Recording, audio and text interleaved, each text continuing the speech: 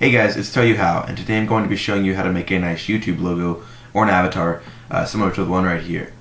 All you're going to need is any version of Photoshop and this tutorial, so let's go ahead and get right in.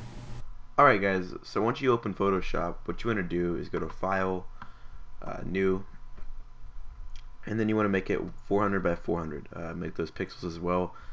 It needs to be something small. This is probably going to be the best size that you can get out of this.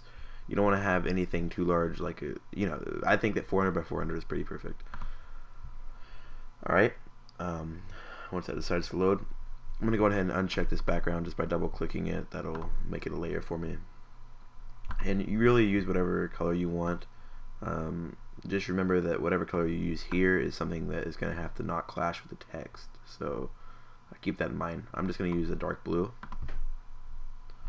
Get your rectangle tool out and just make a really, now I know a lot of times it doesn't make a difference, but make sure you actually start this rectangle way outside of the box. Like you want to have like 2 inches on each side of the box, and you'll see why later. Next you want to make a new layer by clicking this button down here.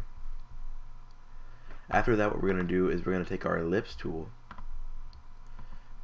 choose a lighter color or lighter shade of whatever it was that you chose earlier. So also keep that in mind. Your first color needs to be something fairly dark, and it's not going to turn out to be like a dark image. You'll see where I'm going with this, but I'm just going to pick like this is kind of a purple that I picked anyway, but I'll just choose a lighter one, I guess. Alright, now what we want to do is make a not a perfect, but just an ellipse right in the center of this. Make sure it's pretty that it matches up with each side, that not the left isn't too far over the right. You get the idea. From here, what we want to do is we want to combine shape 1 and 2. Simply click one of these shapes, hold shift down, and then click the other one. Right click and press merge layers. Alright, now you have one layer. From here, what we're going to do is make sure we have this shape highlighted. Go to filter, blur, and then Gaussian blur.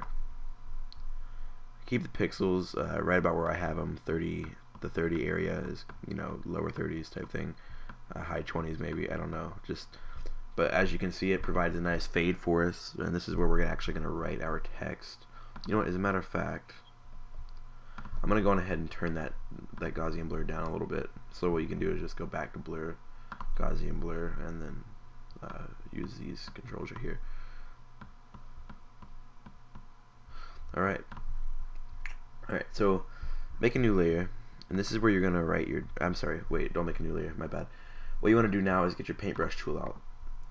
Just make sure you're on the brush tool, and then over here, click this little button that gives you the size.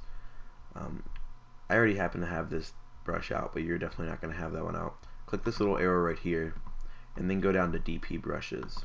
It's going to ask you if you want to load them, press yes, and then just select this brush right here, number 46, and that'll give you this. Alright, now make sure that you're on that lighter color that you used for the ellipse, and then just go towards the center, make a nice little imprint. And that gives us that kind of starburst effect, and that's one thing that I really like about this avatar.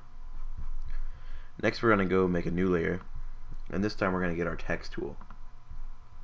You want your text probably to be somewhere between 75 and 100 point. Text is just kind of the general area where you want to be at. I'm just going to use 72. I know that's kind of under what I just said, but it's alright. Now obviously you're going to choose your own specific font, whatever it is that you like. Try to center it up as much as you can. I'm going to take these and make sure that they're centered, and just put it in the center of that little ellipse that you made. I'm going to even move mine over. I'm just going to press Control T and move it. Alright, that looks good.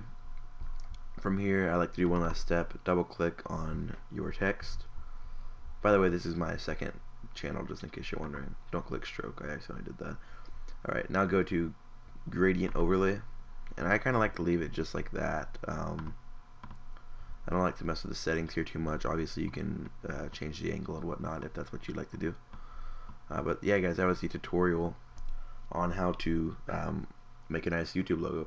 And I would also advise, maybe if you want to get kind of a more even gradient overlay here, make the gore and the HD, or whatever it is in your case, separate text layers. That way you can actually just apply the gradient overlay to each one, and you get a fade on each word. Alright guys, I hope that you enjoyed this tutorial. If you like our videos, please go check out our channel. There should be a button above this that says more videos. Just click that and go subscribe. You guys have a great day. This was Tell You How. Peace out.